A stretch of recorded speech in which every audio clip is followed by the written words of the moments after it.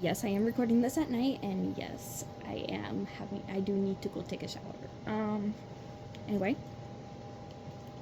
next chapter. Okay.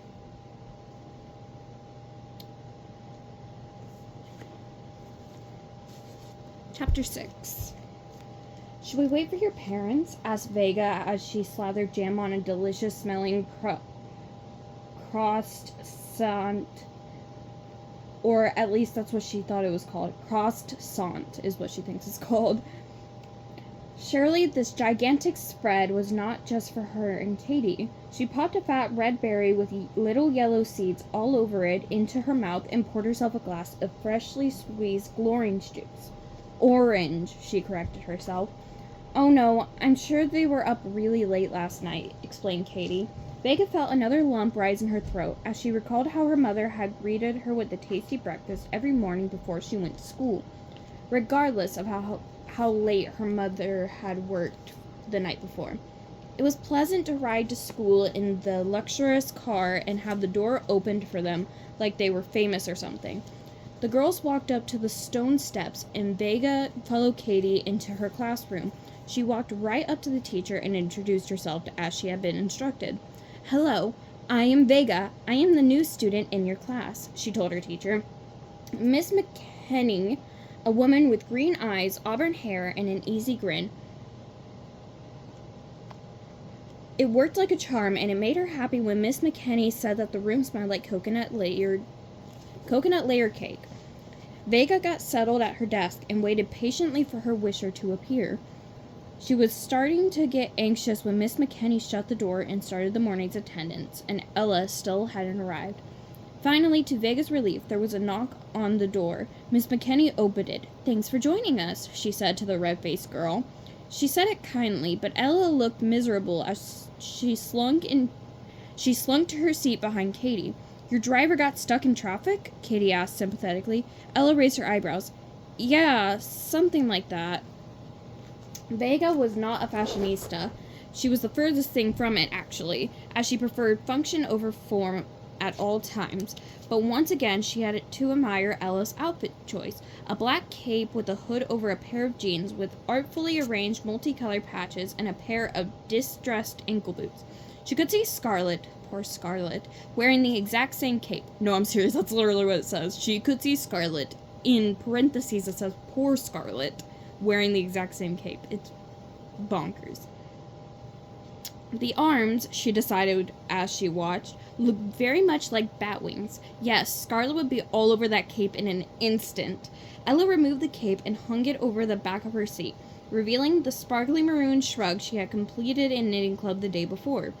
As the morning progressed, Vega was disappointed to discover that there were no clues to be had about Ella's wish. The girls seemed to have it all. Smart. She finished a math problem everyone else but Vega, of course, was struggling with. Admirers.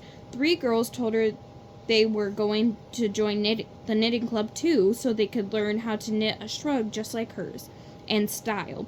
What could Ella want that she didn't have? Vega wondered. The only possible lead she had at the moment was Ella's busy designer mom.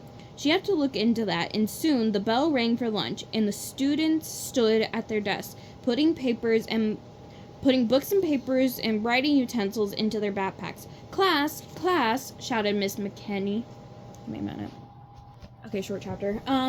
Don't forget that Bring Your Parent to School Day is coming up on Friday. There are still some parents we haven't heard from, so please have them fill out the slip and return it to me as soon as you are able. We would like all our parents to participate, if possible. She indicated a list pinned to the bulletin board. Vega stole a glance at the list on her way out the door. Ella's name was not on it. She got a shiver of excitement and wondered, could this be my first clue? She could be on to something. She watched with interest as Katie turned and spoke briefly with Ella. Ella disappeared into the surge of students in the hallway, and Vega hurried to catch up with Katie.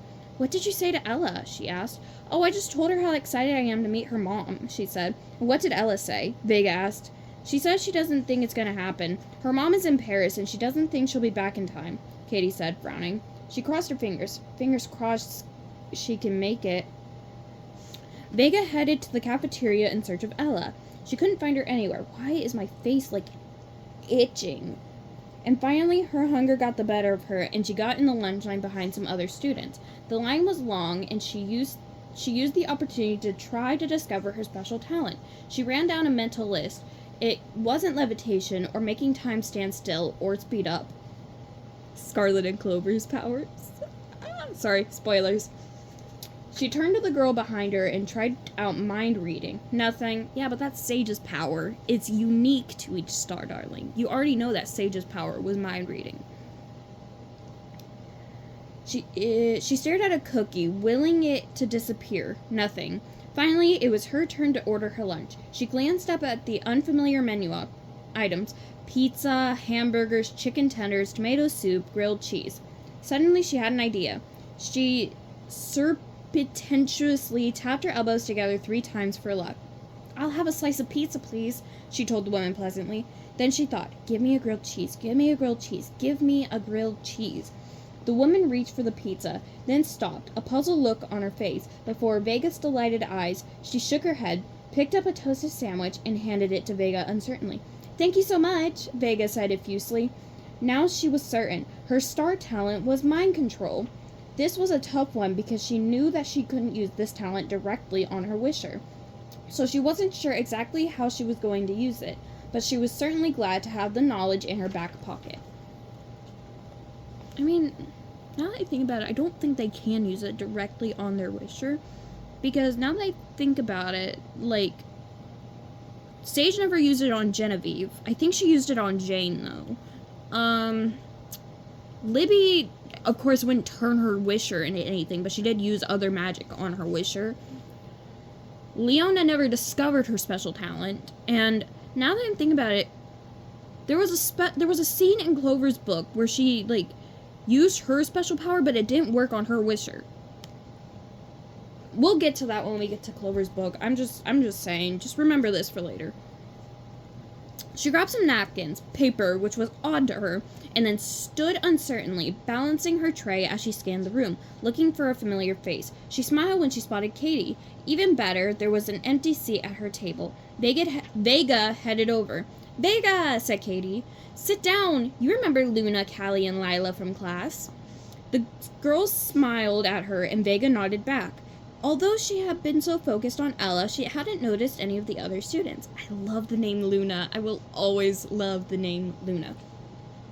The girls smiled at her, and Vega nodded back, although she had been... Oh, wait, crap, sorry. I've already read that line. Vega sat and took a bite of her grilled cheese sandwich. She was pleasantly surprised by how tasty it was.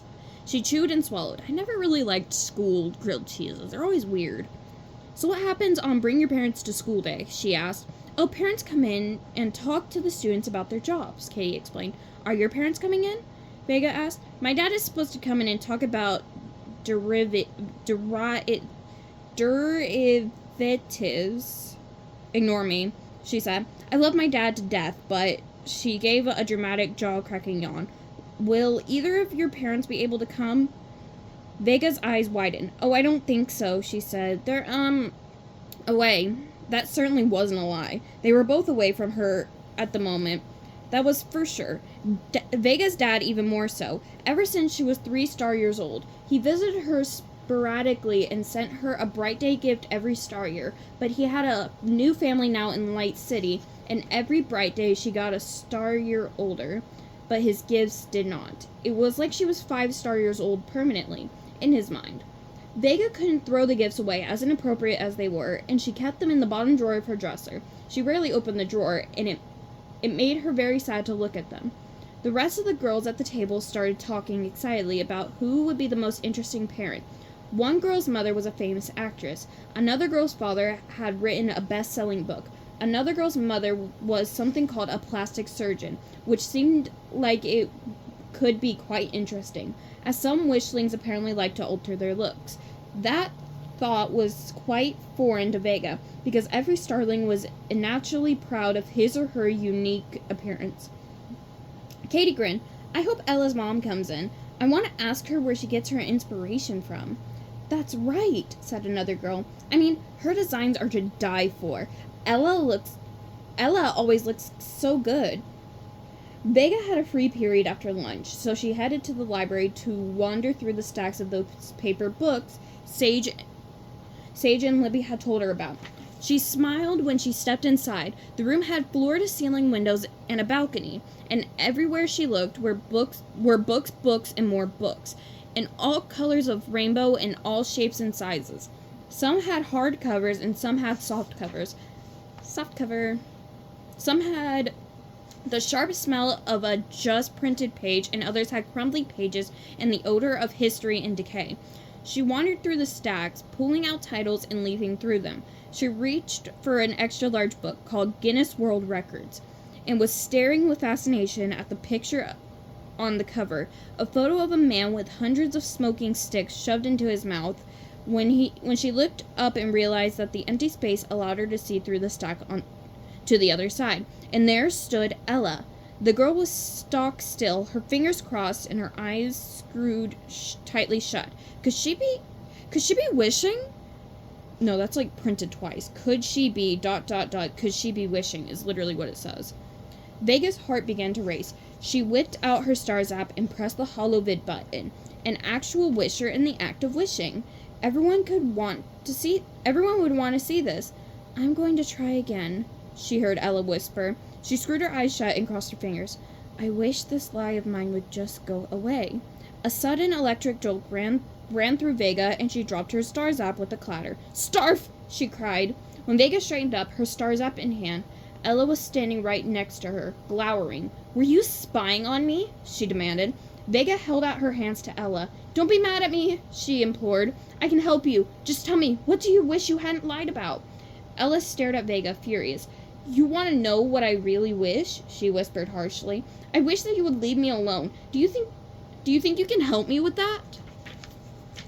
Chapter 7. Okay. I will post this and then I will read Chapter 7.